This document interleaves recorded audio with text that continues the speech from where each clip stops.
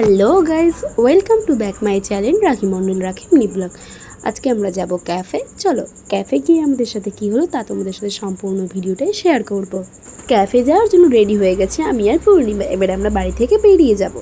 আমরা ক্যাফে হেঁটে হেঁটে গিয়েছিলাম, কারণ ক্যাবটা যেহেতু ব্রিজের ওই পারে ছিল তো তার জন্য।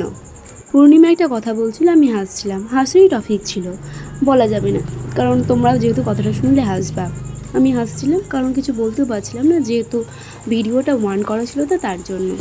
তারপর আমরা গল্প করতে করতে চলে এলাম রামকৃষ্ণ মিশন আছে, তার একটু এগিয়ে যে কালী মন্দির আছে না, তার বাম দিকে একদম #ক্যাফে। ক্যাফে এসে আমরা অর্ডার দিয়েছিলাম মোমো আর কফি।